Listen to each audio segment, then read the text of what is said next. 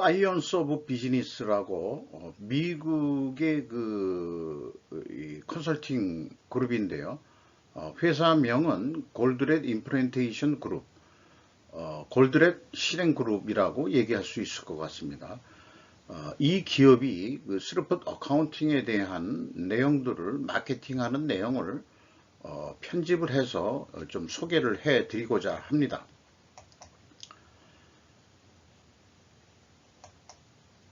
내용이 좋았다고 생각하시면은 나중에 그 좋아요, 구독 꼭 눌러주시면 감사하겠어요. 제가 그 편집을 하고서 그 느낌을 한 장으로 어떻게 표현을 해볼까 생각을 했는데, 지난 시간에 그 대립 딜레마라는 걸 통해서 지정학과 연결해 가지고 지정학에서의 제약과 그 다음에 대응 능력, 이런 것들에 대해서 좀 소개를 해 봤고요. 또 그 정치 지정학자인 피터 자이안의 어떤 그 논평들을 쭉 소개하면서 말미에 그 말하자면은 그 인플레이션에 대해서 대응하는 기업들이 대응하는 그런 내용을 소개하면서 인플레이션 대응이 결국 원가 회계 개념으로는 비용 절감을 결국 우선시한다는 거가 인플레이션 데이터컴이라는 데도 결국 그 원가 회계의 그 패러다임을 벗어나지 못하고 있다는 것 때문에 이번 시간에 스루풋 회계에 대해서 조금 더 기초적인 설명을 하는 시간을 갖겠다 약속을 한 바 있습니다. 그래서 그 편집한 후에 그 느낌은 갈등 해소도로 본다 그러면은 스루풋 회계와 코스트 회계가 현재 대립하고 있는 관계라고 그렇게 이제 대립관계로 설명을 한다면은 필요 조건들이 있거든요. 근데 그 스루풋 회계는 스루풋을 우선순위로 강조하는 거고요. 코스트 회계는 운영 비용을 우선순위로 강조하게 됩니다. 그러나 이제 그 회사는 어떤 회계든 기업의 이익을 냅도록 지원하는 세력이다 하는 도구다라고 이제 그 원가 회계 전문가들도 주장을 하고 있죠. 그런데 지금 실전적으로 관리자들이 과연 그렇게 느끼고 있지 않다는 게 이제 문제고요. 스루풋 회계는 관리자들이 충분히 이해를 하면서 의사결정을 할 수 있다는 그런 내용들이 쭉 소개를 되고 있는 것입니다. 그런데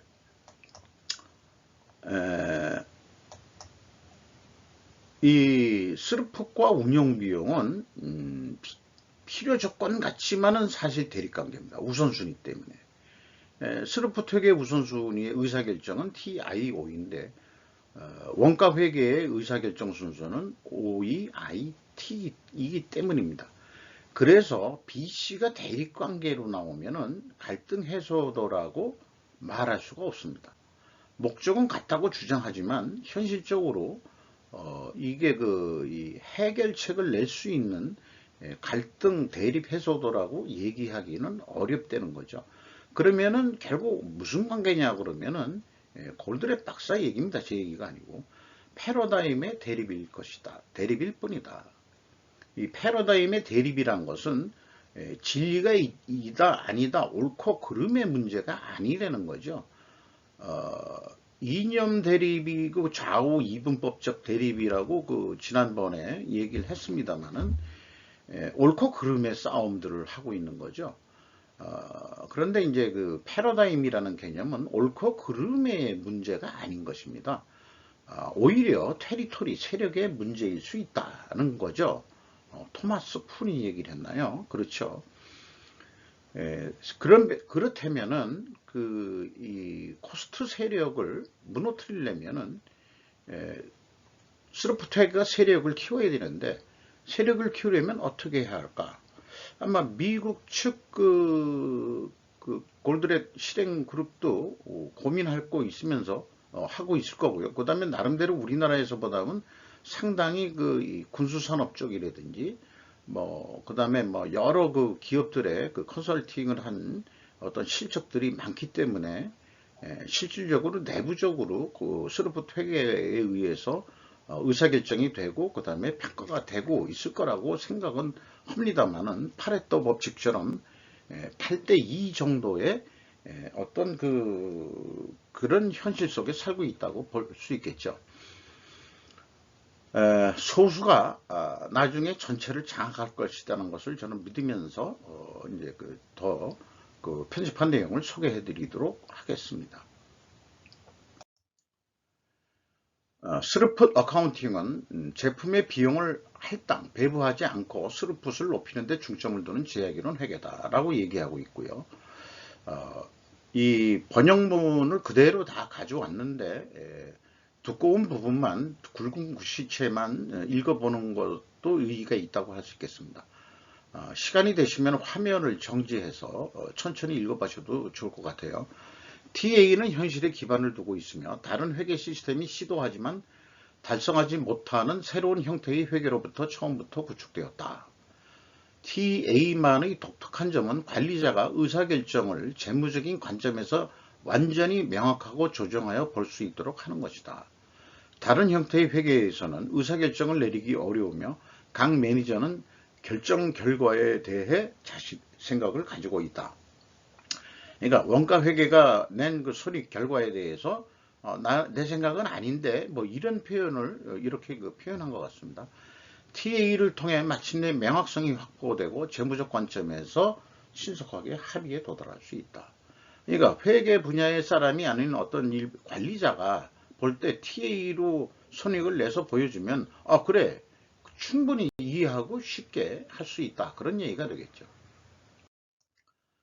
스루풋 어카운팅 101이라는 제목으로 쭉 해나가고 있는데 101이 뭔지 저는 솔직히 모르겠습니다. 거기 어떠한 설명도 없고요. TA는 비즈니스의 세 가지 주요 측면에 적절한 우선순위를 보여야 하는 유일한 회계 시스템이다. 그게 이제 저도 계속 많이 소개하는 스루풋 인벤토리 오퍼레이팅 익스펜스 운영비용이 되겠습니다. 이 화면도 정지해서 천천히 한번 읽어보시면 도움이 될 것입니다. 그리고 원가 회계로 통해 가지고 손익을 내는 기업들은 다음과 같은 문제들이 있다고 이제 소개를 하고 있습니다. 이것은 읽어볼 가치가 있겠어요. 비즈니스의 흐름의 창출보다 비용 절감이 우선시 된다. 스루풋이 제대로 이해되지 않거나 관리되지 않는다. 스루풋을 뭐 인식시키도록 교육은 또 해야 될 필요성이 있는 거죠. 할당, 배분, 뭐 저는 배분 이런 쪽으로 표현하고 있습니다. 알로케이션입니다. 영어로는. 할당은 결정의 역량을 명확하게 이해하는 관리자의 능력을 왜곡한다. 제가 이제 가공비 배분하고 얘기하는 게 그것을 얘기하는 거고요.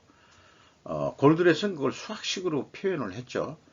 할당은 이윤을 증가시키기 위해서 재고의 구축을 장려한다. 재고의 증가는 이익의 증가라고 실전 분석에서 제가 소개해드리고 있습니다. 재고의 감소는 평가되어야 하는 만큼 중요하게 평가되지 않는다. 원가 회계로 재고가 감소하면 기대한 만큼 영업이익이 안 나는 게 실전 분석에서 나타납니다. 제품 원가는 실제 용량 소비 비용을 반영하지 못하며 잘못된 결정을 내리게 된다. 이게 이제 뭐 번역문이기 때문에 우리말로 번역했다고 해서 이게 그럼 뭔 내용이야 하지만은 뭐 그냥 한번 그냥 뭐 이렇다 하는 거 정도 좀 이해해 주시고요. 가격 측정 방법은 가치 기반이 아닌 비용 기반이며 수익 창출 목표가 상출된다. 가격 측정을 그 원가 기반으로 하게 되면은 뭐 제조 원가에서 그 다음에 이제 매출 원가를 뽑고 그 다음에 적정 마진을 얼마 보태서 판매 가격을 결정한다 이런 건데 그게 이제 비용 기반인데 현실적으로 스루풋으로 예측을 하더라도 운영 비용은 무시할 수는 없죠. 뭐 그렇긴 하지만은 가치 기반이 돼야 된다는 것은 스루풋이 강조하는 게 많습니다. 왜냐하면은 원재료비나 운영비용이 작다고 100원이라 그래도 제품 가격을 1000원에 받을 수 있는 것은 그 제품의 가치 때문에 그렇거든요. 그렇다고 생각을 합니다. 그래서 이 가격 책정 방법은 스루풋은 가치 기반으로 한다. 이렇게 소개를 할 수 있겠습니다. 원가 회계의 정의에 대해서 쭉 나오고 있는데요. 이것도 시간을 들여서 좀 읽어보시면 좋을 것 같고요. 붉은 글씨 골드랩 박사는 TA를 만들고 헤이스텍 신드롬의 주요 컴포넌트를 문서화했다 라고 소개하고 있습니다. 그리고 또한 최고의 베스트셀러 비즈니스 소설 더 골에 통합되었다 라고 소개하고 있습니다. 이 더 골은 국내에 번역이 되어 있습니다. 그 더 골을 읽어보시면 스루풋 회계의 개념을 더 명확히 이해할 수 있을 거라고 생각을 합니다. 이 헤이스틱 신드롬이라는 게 이제 우리말로 그 번역을 하면 건초더미 증후군이라고 얘기할 수 있을 것 같아요. 건초더미 속에서 바늘 찾기 같은 그런 것에 비유를 들어서 제목을 붙였던 거로 되어 있습니다. 그래서 스루풋에 대한 개념 정의를 쭉 설명하고 있는데요. 돈을 버는데 시스템이 말하자면은 버는 속도다. 뭐 이렇게 이제 소개를 하고 있습니다. 뭐 이것도 좀 천천히 읽어보시면 좋을 것 같고요. 화면 정지해서 저는 여기 위에서 이제 쭉 설명한 것을 우리 실전 분석을 통해서는 매출 빼기 매출 재료비로 저는 명명을 하고 있죠. 그리고 또 화장품 회사의 경우 판매 수수료도 변동비로 제가 넣어가지고 분석을 하고 있다는 거를 좀 소개 말씀드리겠습니다. 그런 내용들이가 되겠습니다. 근데 인건비에 대해서는 변동비가 아니고 다 고정경비로 인식을 해서 처리하고 있다는 거고요. 인벤토리에 대해서는 시스템이 말하자면 돈으로 변환하기 전까지 묶여 있는 돈이다. 이렇게 이제 개념을 얘기하고 있습니다. 그리고 스루풋 어카운팅은 재고 구축에 보상을 주지 않는다는 점이다. 이 표현은 결론은 가공비 배부 안 한다라는 거로 인식하시면 될 것 같아요. 그 다음에 이것도 이제 화면을 정지해서 조금 읽어보시면 도움이 될 것 같고요. 운영 비용에 대한 개념 정의를 하고 있습니다. 이것은 재고 자산을 스루풋으로 변환하기 위해 시스템이 지불하기 위한 비용이다. 이렇게 얘기를 하고 있습니다. 이 내용도 천천히 좀 읽어보시면 도움이 될 것 같습니다. 화면을 정지해서요. 여기까지 이제 스루풋 회계를 설명하고서 전사적 의사결정이라는 말하자면은 장으로 넘어가서 계속해서 스루풋 회계를 홍보 마케팅하고 있습니다. 제 일부가 전부 다 나와 있는 건 아닌데요. 연재식으로 지금 회사 홈페이지에 내고 있는 것입니다. 비용 중시에는 비용이 든다. 그러니까 원가 회계가 비용을 중시해도 비용은 든다. 이런 얘기가 될 것 같아요. 이게 이제 앞서서 얘기한 이 우선순위, 원가 회계는 운영비를 우선순위로 하고, 스루풋을 2순위로 하고, 그 다음에 3번을 인벤토리로 한다. 이게 맞는 건지, 제가 순서 쓸 때는 가운데 이제 I로 또 표현한 것도 있는데요. 어쨌든 운영 비용을 가장 우선순위로 한다. 이렇게 이제 얘기할 수 있겠습니다.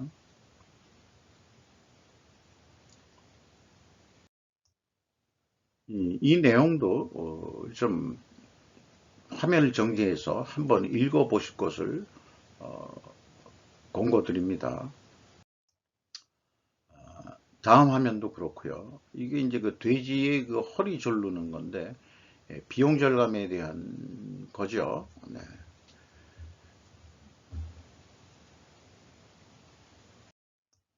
그래서 올바른 순서는 TIOE가 돼야 된다. 이렇게 이제 풀어나가고 있습니다.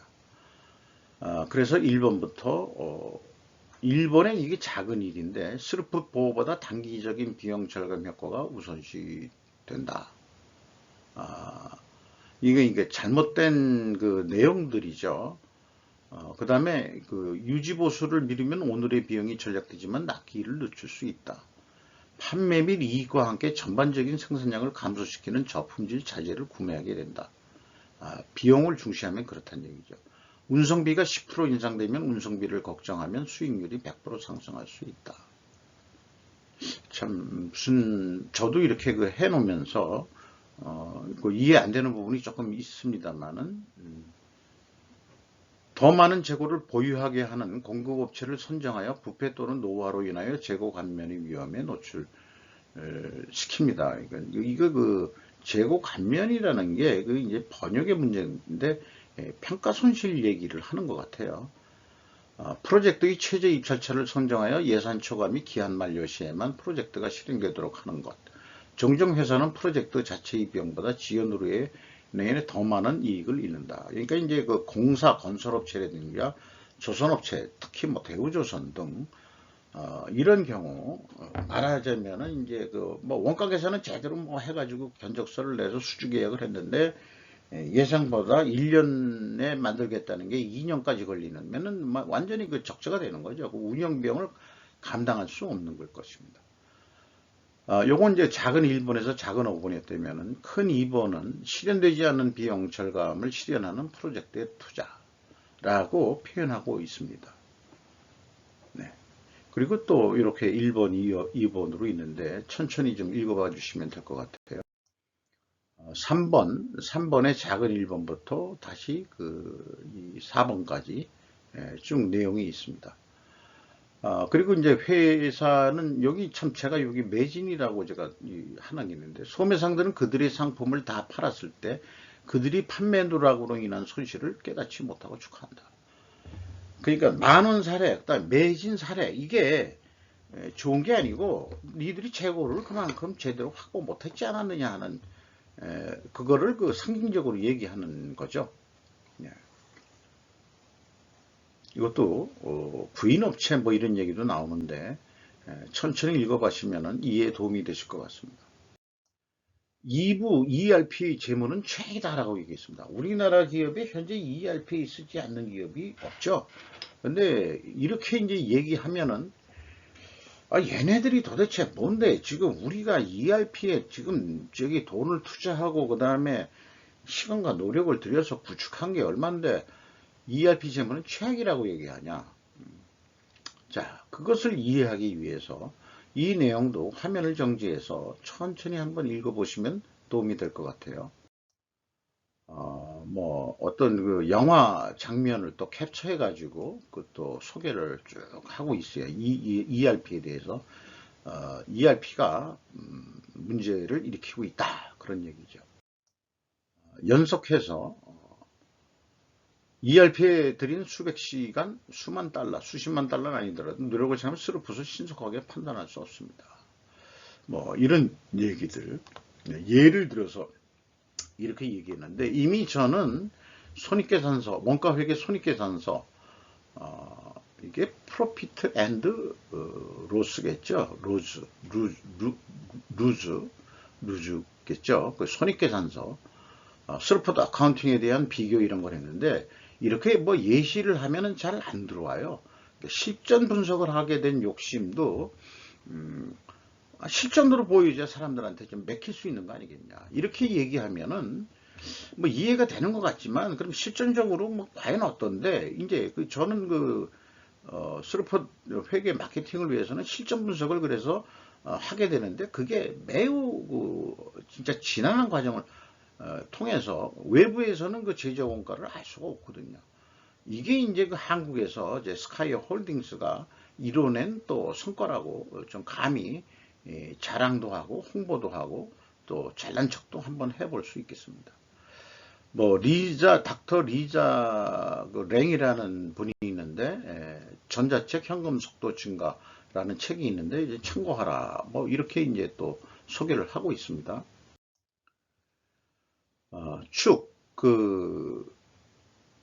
이 내용도 좀 천천히 읽어보시면 도움이 될 것 같고,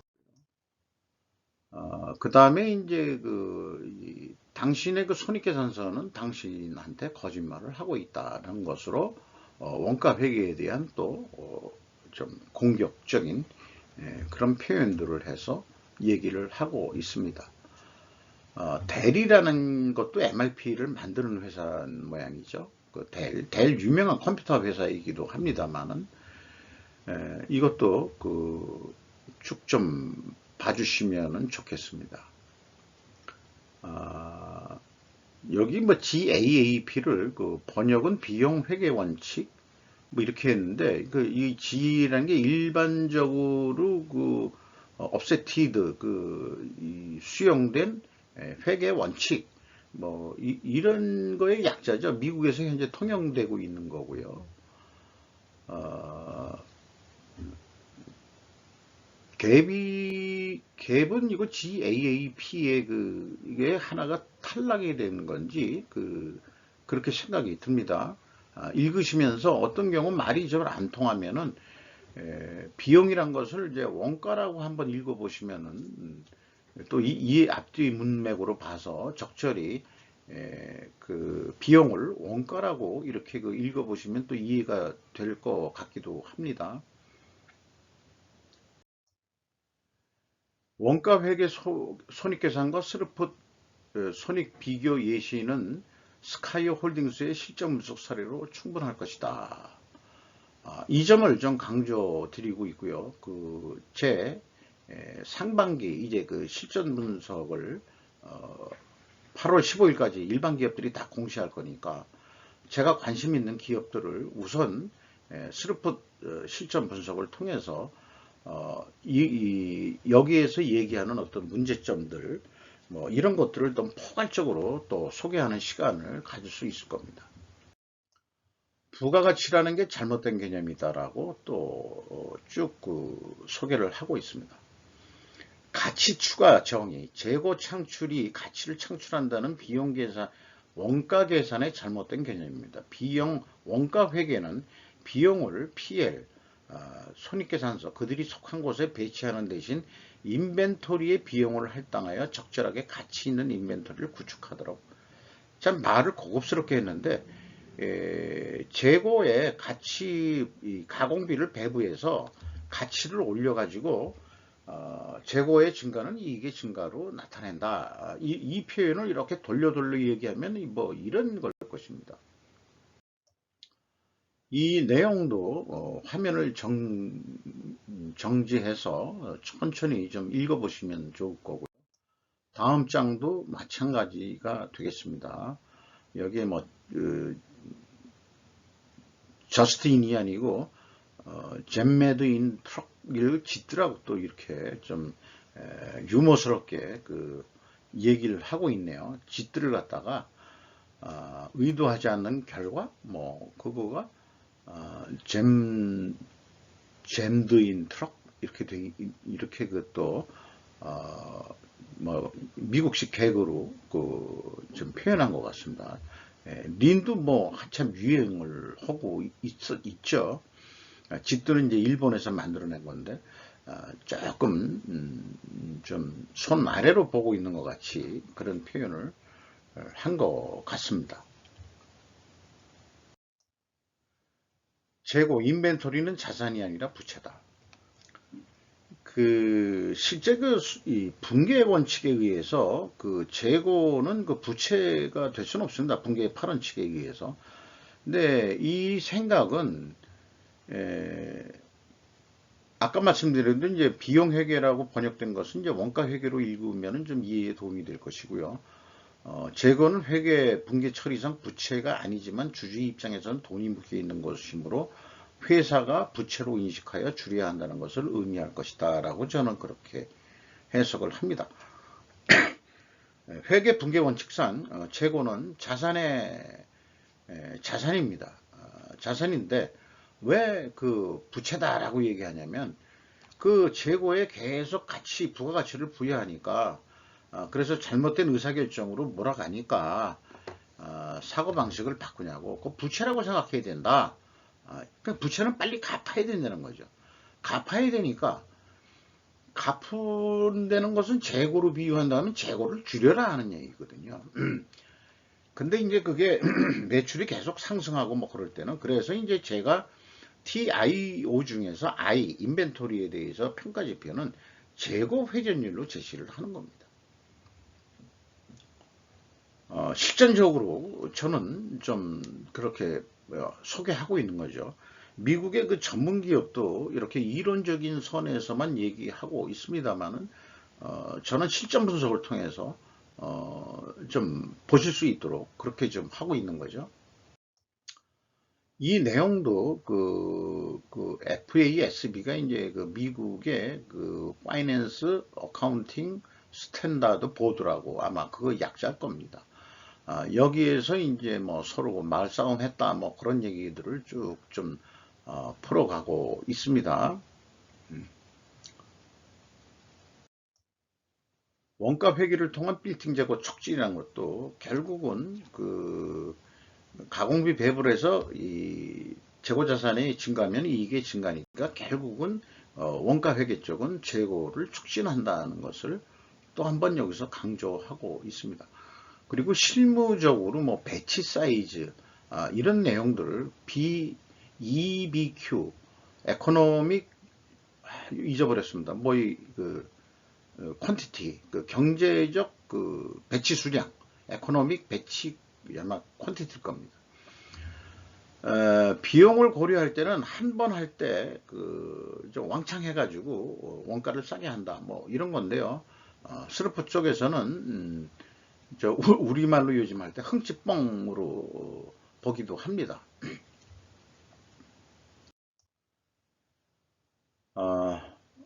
아까 그 소개한 그 닥터 리자 랭이라는 분이 얘기한 그 화두인데 시간은 돈이 아니다. 시간은 시간이고 돈은 돈일 뿐이다. 이렇게 이제 얘기를 하고 있습니다. 재고가 부가가치 창출하는 방법. 이것도 결국은 제가 계속 시점 분석해서 그 얘기하고 있는 겁니다. 레이스라는 책도 나온 게 있어요. 국내 번역된 건 없습니다만 우리 그 연구 그룹들은 그 번역을 해서 또 학습을 해본 게 한 10여 년 전에 벌써 해본 기억이 있는데요. 이 재고 회전이 그 회사의 미래 능력을 보여주는 매우 중요한 것이다 라고 얘기를 하고 있습니다. 이 내용도 화면을 정지해서 천천히 보면 좋을 것 같고요. 조금 더 이 그룹이 이 컴포넌트라는 이름으로 해가지고 제품 가격 그 다음에 공급 이런 이 카테고리에 컴포넌트 1, 컴포넌트 2라고 해서 6개의 제거와 연결되는 그런 문제점들을 쭉 얘기를 하고 있는데요. 결론적으로 얘기하면 인벤토리를 구축할 때 가치를 창출하지 못한다는 것을 알게 되면 이게 이제 중요할 것 같아요. 나머지 내용들은 천천히 좀 읽어보시면 이해가 될 거라고 생각합니다. 많은 이 비교 사례 뭐 이런 것들은 다 생략을 했어요. 왜냐 그러면은 그게 어떤 모델로서의 거기 때문에 제가 추구하는 것은 그런 거는 저는 저도 공부할 때 그런 이 모델 사례로 했지만은 이게 그러면 실전적으로 좀 보여줘야 되지 않겠냐 그런 거거든요. 여기에서 얘기하는 듀데이트 퍼포먼스라는 게 이제 납기 달성률을 얘기하는 거고요. 리드 타임이라는 것은 이제 그 원재료부터 납품할 때까지의 또 리드 타임 또는 이 완제품이 될 때까지의 리드 타임 뭐 이런 걸 거고요. 인베스트먼트 투자 그 다음에 이제 판매 마진 이 제품 마진 이런 거하고 뭐 이게 연관 관계를 통해 가지고 이런 게 다 원가 시스템의 주장이 맞다면 이런 게 다 좋아져 있는데 과연 그러냐? 현실이 그렇지 않다 하는 것을 쭉 이렇게 카테고리별 컴포넌트별로 나눠 가지고 그렇게 관계를 상관관계를 연결하고 있고 그게 말하자면은 효과가 그렇게 있는 게 아니다. 그렇게 얘기를 하고 있습니다. 근데 이렇게 쭉 길게 얘기한 건 나 중간에 생략한 게 있는데요. 결론적으로 상징적으로 디즈니의 이게 로드러너라고 그러던가요? 이게 코요테 모양인데 이제 옛날 만화 영화 봤던 게 있어요. 과속을 해가지고 뺑 떨어지죠. 뺑 떨어져 죽습니다. 계속해서 재고를 늘려가고 뭐 비용 막. 근데 이거하고 상징했는데 이 로드러너는 쫓아오면 도망가고 아무도 없으면 서 있어요. 이게 안 팔리면은 생산 안 하고, 그 다음에 팔리면은 생산하고, 뭐 이런 거하고 마찬가지 재고 관리라고 비교할 수 있는데, 이제 낭떠러지가 보이는데 뭐하러 더 재고를 가냐 이런 건데, 이 코요테 요 놈은 무조건 원가 회계죠. 이거 원가 회계는 무조건 재고 증가를 하라 했다 이게요. 그리고 낭떠러지고를 야이 정도면은 원가 회계 뭐 무진장 공격한 겁니다. 저는 이렇게까지 공격을 못해요. 왜냐 그러면 국내에 원가 회계 그 공인회계사 세력들이 어마무시한데 이 일개인이 미국은 그래도 이 세력들이 좀 모았죠. 그 골드렛 그 인플리테이션 그룹이라고 해가지고 뭐 박사도 있고 그다음에 뭐 공인회계사가 전향하신 분도 있고 뭐 대단하신 분이 있고 뭐 그런 분들이 있는데 이게 미국이라는 풍토하고 우리나라 풍토하고 뭐가 차이가 있는지 모르지만 스루프 회계가 잘 맥히지가 않고 이런 식으로 그 원가 회계하고 그다음에 스루프 회계하고 비율을 한다 그러면은 바로 그 주기기 작업이라든지 또 뭐 우리나라 그 댓글 수준이나 뭐 이런 걸 보더라도 확인도 안 하고 감성적으로 댓글 다는 놈 새끼들이 있더라고요. 난 그 새끼자라고 육부문자를 쓰겠습니다. 우리나라가 논리적인 이 사고방식. 그래서 그 지난번에 얘기할 때도 일본의 그 방송 중에서 나오는 것도 아니, 일본 그 언론 뉴스 보도에 댓글 다는 수준을 보면은 한국 아직 멀었다. 예, 그런 생각이 듭니다. 그 댓글에 무슨 감정적으로 이 인격 모독적인 표현 같은 것을 하면서 하는 아새끼들을 보면은 개인적으로 만나면 그놈이 나한테 그렇게 얘기할 수 있을까 모르겠어요. 우리가 그 물리적인 폭력을 쓰고 싶은 욕망은 굴뚝 같지만은 현실적으로는 형사 처벌이 되니까 그러니까 말로도 사람을 그렇게 죽이고 공격하고 뭐 그러는 게 발달했는지 모르지만 어떤 경우에는 한 주워 패고 싶은 경우도 없지는 않습니다. 이것도 제가 좀 너무 좀 강하게 이 표현한 것 같습니다만은 인터넷 세상에서 얼굴 안 보인다고 막말하지 말 것을 말씀드리는 것입니다. 적어도 얼굴이 안 보일수록 더 예의를 지켜야 되는 거 아니냐. 저는 그렇게 생각하면서 미국 골드렛 실행 그룹에서 소개하는 스루프 회계 어카운팅에 대한 내용들을 조금이 아니고 많이 소개를 했죠. 그리고 그 밑에 이 기타 두 가지 부가가치 인벤토리 컴포넌트도 놓치지 마십시오. 뉴스레터를 구독하시면 다음 회가 계속되면 알려드리겠습니다.